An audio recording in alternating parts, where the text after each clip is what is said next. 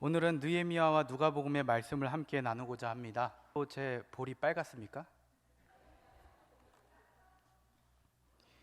네, 부끄러워서 빨개졌는 것 같습니다. 자, 우리 오늘 이 시간에 하나님께서 주실 은혜 기대하며 말씀으로 나아가도록 하겠습니다. 느헤미야 말씀 보도록 하겠습니다. 느헤미야는 아닥사스다 왕 통치 20년에서 32년까지 12년 동안 유다 총독의 자격으로 예루살렘으로 내려와서 활동을 하게 되었습니다. 예루살렘 성이 무너졌다, 성벽까지 다 무너졌다 라고 하는 소식을 느헤미야가 듣습니다. 그리고 아닥사스다 왕에게 간청하여서 성전과 그리고 민족을 다시 세우고자 예루살렘으로 돌아간 느헤미야였습니다. 예루살렘 성벽을 재건하며 12년이 지나자 느헤미야는 아닥사스다 왕에게 약속한 대로 다시 페르시아로 돌아갑니다. 이후 왕의 허락을 받아 예루살렘으로 다시 돌아옵니다. 다시 돌아온 느헤미야는 자신의 부재했던 기간 중에 공동체 안에 우려스러운 일들이 발생하였음을, 무언가 어긋났음을 알게 됩니다. 그것은 거룩한 공동체의 정체성을 위협하는 사건들이었습니다. 이에 느헤미야는 곧바로 개혁을 추진해 나갑니다. 그 내용이 오늘 13장에 나오는 내용입니다. 개혁의 첫 번째는 오늘 읽지 않은 1에서 3절까지의 내용입니다. 귀한 공동체로부터 섞인 그 무리들을 분리하라라고 하는 일이었습니다. 느헤미야는 백성들을 불러 모아서 모세의 율법을 듣게 합니다. 우리 말씀 1절 함께 읽어보도록 하겠습니다. 시작. 그날 모세의 책을 낭독하여 백성에게 들렸는데 그 책에 기록하기를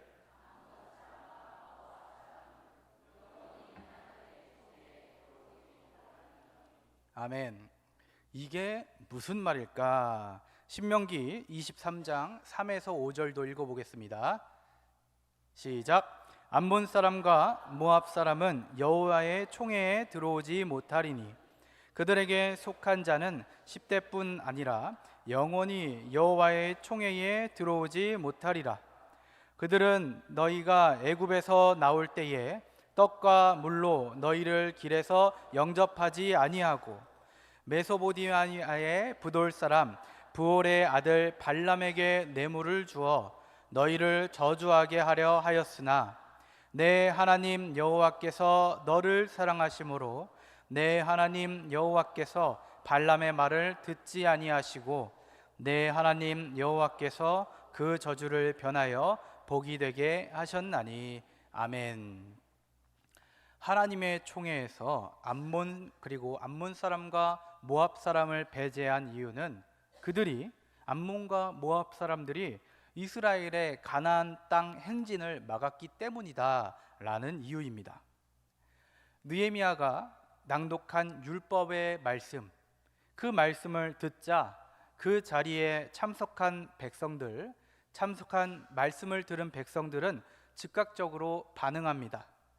그렇게 섞인 무리들을 회중으로부터 분리하게 됩니다. 느헤미야가 하나님의 말씀을 전합니다. 그리고 듣는 이들은 마음의 울림을 느끼게 되고 그 울림에 따라 행동하고 살아냅니다. 느헤미야는 거룩한 공동체, 하나님 나라 백성들의 정체성 확립에 큰 관심을 갖고 있었습니다. 이 관심은 느헤미야에게 절박한 문제였습니다. 잘못되어가는 삶의 모습을 바꿀 수 있도록, 개혁할 수 있도록 느헤미야는 하나님의 말씀을 낭독합니다. 본격적인 개혁의 걸음걸음으로 나아가게 됩니다. 느헤미야는 또 다른 어긋남, 부자연스러움을 발견하게 됩니다. 대제사장 엘리야십의 잘못으로 인한 성전의 오염입니다. 당시 제사장 엘리야십이 친밀한 관계를 맺은 도비야를 위해 성전 안에 큰 방을 마련했습니다. 그런데 도비야가 누구입니까? 도비야는 암몬 사람으로 느헤미야가 그리고 이스라엘 백성들이 성벽을 하나둘 쌓아 올리기 시작할 때 성벽 재건 공사를 방해한 대표적 인물 아니겠습니까? 느헤미야가 잠시 페르시아로 돌아간 사이 암몬 사람 도비야가 성전의 한 방에 살면서 성전 곳간을 사적인 용도로 사용한 것입니다. 5절의 말씀 읽어보도록 하겠습니다. 시작. 도비야를 위하여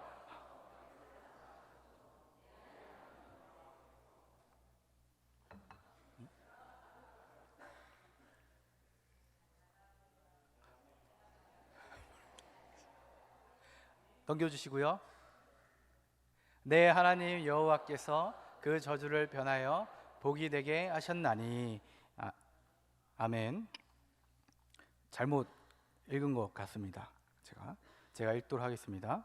도비야를 위하여 한 큰 방을 만들었으니 그 방은 원래 소재물과 유향과 그릇과 또 레위 사람들과 노래하는 자들과 문지기들에게 11조로 주는 곡물과 새 포도주와 기름과 또 제사장들에게 주는 거제물을 두는 곳이라. 아멘. 제가 잘 읽었죠? 5절입니다. 네. 백성들이 바친 제물 11조 거제물들을 저장하는 장소, 즉 성전 곳간이었습니다.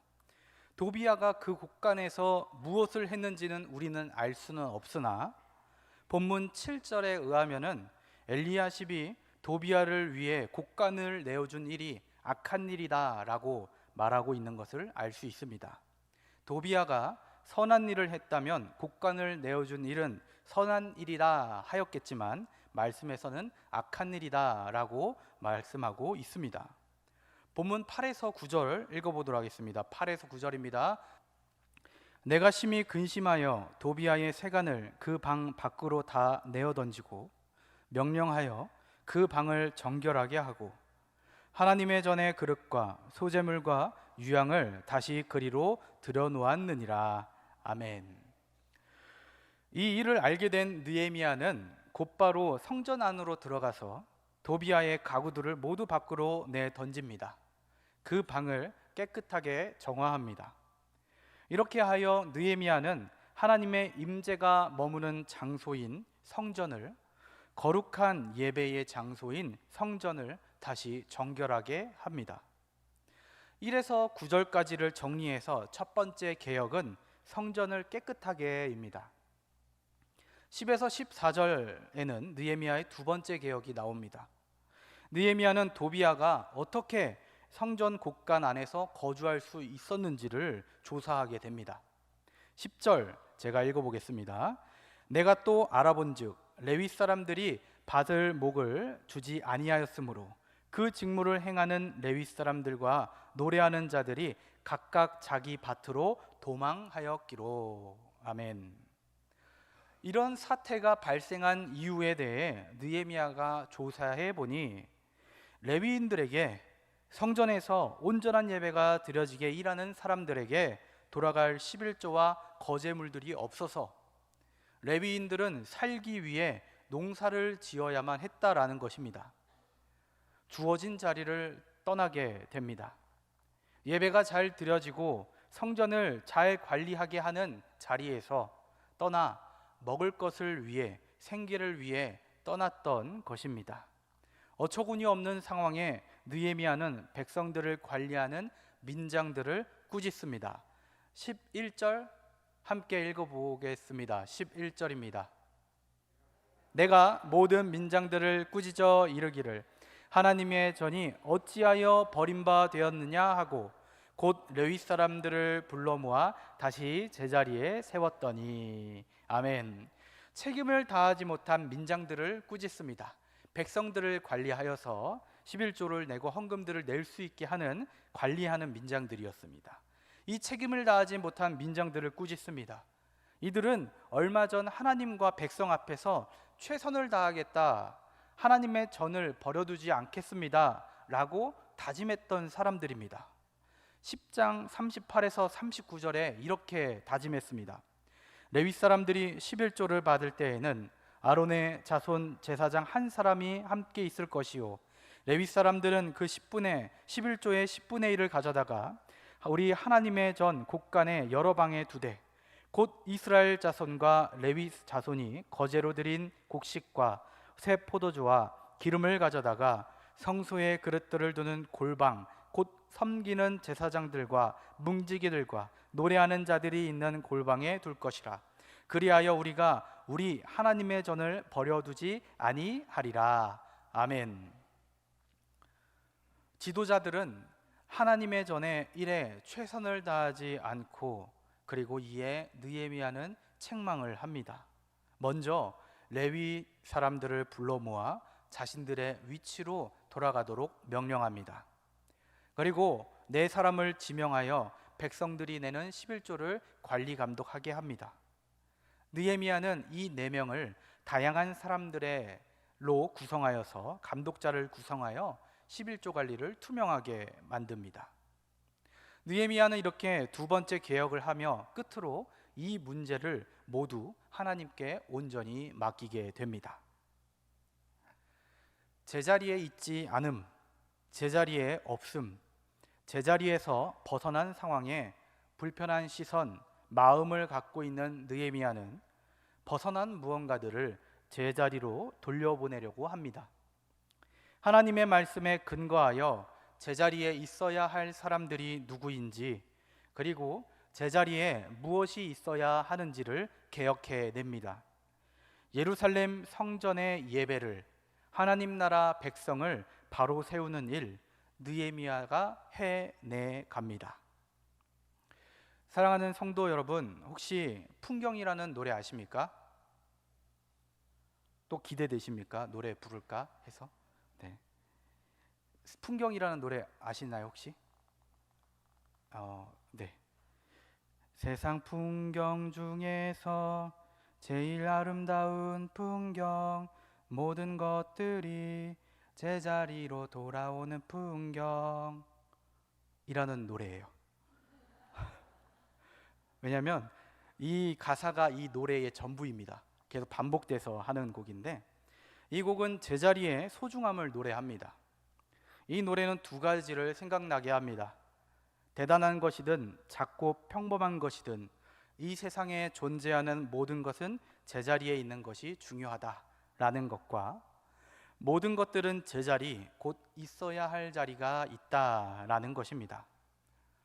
우리가 매일 혹은 종종 사용하는 손톱깎이, 리모컨, 찾으면 없는 자동차 열쇠, 그리고 성경책, 생각을 더 확장해서 자주 가는 슈퍼 사장님, 미용실 누님, 교회 피스홀 봉사자 권사님들, 교회 사무실의 직원뿐만 아니라 우리가 살고 있는 사회와 세상, 자연, 그리고 우리 나라고 하는 사람까지 하나님께서 지으신 모든 것이 제자리에 있는 것 혹은 제자리로 돌아가는 것, 어쩌면 많은 것을 잃어버린 세상을 보며 하나님께서 우리에게 들려주시는 노래 같기도 합니다. 이를 생각하며 누가복음의 말씀 보도록 하겠습니다. 예수님의 부활은 고난과 죽음의 장소인 예루살렘을 생명과 구원의 진원지로 바꿔 놓으셨습니다. 예수님과 함께 동행했지만 의심하고 두려워했던 제자들을 복음의 담대한 증인으로 바꾸어 놓으십니다. 죄와 사망에서 자유하게 하는 주의 복음은 예루살렘에만 머물러 있지 않고 모든 족속에게까지 전파가 됩니다. 누구를 보내고 무엇을 전해야 하며 어디로 가야 하는지 성령님께서 그들을 세우시고 도우시고 인도해 내실 것입니다. 이렇게 하나님의 역사는 성령과 교회를 통해 땅끝까지 주님이 다시 오실 때까지 진행되어야 될 것입니다. 부활의 역사를 경험한 우리는 이 복음에 참여해야 하고 복음의 증인답게 살아내야 합니다. 또 성령을 힘입어 우리가 아는 것을 모든 이들에게 전할 의무가 있습니다. 부활하신 예수님은 이 땅에 남겨두신 제자들에게 사명과 약속과 복을 주신 후 승천하십니다. 이제 예수님은 자신의 몸인 교회를 통해서 시대마다 나타나시어 역사하게 됩니다. 우리는 부활하신 예수님, 그분께서 보낸 보혜사 성령님을 의지하여 예수님께서 남기고 가신 하나님 나라 사역을 감당해야 합니다. 예수님께서 남기신 부탁하신 하나님 나라 일에 제자들은 경배와 찬송과 순종으로 응답합니다. 여전히 부족하고 연약합니다. 하지만 오직 성령을 의지하여 사명을 감당합니다. 앞서가신 주님을 따라 고난의 길, 순종의 길을 걷는 제자들이 되어 갑니다. 그리고 그 역사는 믿음의 선배들의 모습으로, 오늘 우리가 함께 모인 교회로, 우리들의 삶의 모습으로 나타나게 됩니다. 예수님께서 십자가의 죽음으로 사흘 만에 다시 사시고 어둠을 이기시고 승리하신 주님을 통해 제자들이 있어야 할 제자리로 돌아가게 됩니다. 예수님과 함께 동행하면 제자들의 자리는 의심의 자리가 아닌 확신의 자리, 확신하는 자리에 앉아 있어야 했을 것입니다. 하나님의 일을 한다라고 하는 예수님의 말씀을 걸어갈 그 길이 하나님의 길이라 알고 있었다면 배반의 자리가 아닌 십자가 죽음의 자리에 함께 있어야 했을 것입니다. 다시 살아난다라고 하는 것을 알고 기대했다면, 죽음이 패배가 아닌 승리라는 것을 안다면 이제는 끝났다는 슬픈 마음으로 자리를 떠나 고향으로 돌아가는 것이 아니라 예수님을 기다리고 있어야 할 것입니다. 하지만 이제 제자들은 다릅니다. 제자리로 찾아갑니다. 기쁜 마음으로 예루살렘으로 돌아갑니다. 우리 누가복음 49절 함께 읽어보도록 하겠습니다. 49절입니다. 시작. 볼지어다 내가 내 아버지께서 약속하신 것을 너희에게 보내리니 너희는 위로부터 능력을 입혀질 때까지 이 성에 머물라 하시니라. 아멘. 예수님께서 하신 말씀을 이제는 믿고 기다리는 제자들이 됐습니다. 성령님을 기다리는 자의 모습으로 기대하며 예루살렘으로 돌아갑니다. 이제 이들이 있어야 할 자리, 제자리는 예루살렘입니다. 그리고 그 자리에서 어떻게 살아갑니까? 마지막으로 53절 함께 읽어보도록 하겠습니다. 시작. 늘 성전에서 하나님을 찬송하니라. 아멘. 늘 성전에서 하나님을 찬송합니다. 사랑하는 성도님들, 예수님의 십자가 고난, 십자가에서의 죽음, 다시 사심을 경험한 우리 모두 늘 성전에서 하나님을 찬송할 수 있게 되기를 간절히 축복합니다. 하나님께서 보내신 제자리에 우리가 함께하길 소망합니다. 제자리를 찾지 못했던 제자들, 이제 그들은 기쁜 마음으로 제자리로 돌아가 하나님을 찬송하는 삶을 살아갑니다. 사랑하는 성도 여러분, 여러분들에게 주어진 제자리로 돌아가시기를 축복합니다. 우리에게 제자리란 어디입니까? 우리에게 제자리란 하나님께 예배하는 자리. 우리에게 제자리란 하나님께 예배하는 자리요, 찬송하고 기도하는 자리일 줄로 믿습니다. 더 나아가 제자리를 잃어버린 이들에게 제자리를 찾아줄 수 있는 강진읍교회 되기를 간절히 소망합니다. 하나님을 떠난 많은 양들을 하나님께로 제자리로 이끌어주는 목자의 역할을 감당하기를 바랍니다. 혹 우리 이웃이 제자리를 잃어 어려움에 있지는 않습니까? 제자리를 잃은 그들을 생각할 수 있는 예민한 마음이 여러분들에게 있어 다시 회복할 수 있도록 기도하고 돕는 여러분들 되기를 소망합니다. 4월 슬픔을 가득 안고 삶의 제자리로 돌아가지 못하는 이들을 위해 기도하는 성도님들 되기를 소망합니다. 우리의 기도를 통해 그렇게 제자리로 돌아오고 제자리로 돌려보내어 하나님께 칭찬받고 이웃에게 칭찬받읍시다. 가장 아름다운 풍경을 만들어내는 강진읍교회 성도님들 되시기를 축복합니다. 말씀을 생각하며 잠시 침묵으로 기도하겠습니다. 하나님 감사합니다. 우리의 제자리, 예배하는 자리로 돌아갈 수 있게, 그 자리에 앉아 있을 수 있게, 그 자리에 없는 이들을 제자리로 돌려보내는 우리가 될 수 있게 도와주시옵소서.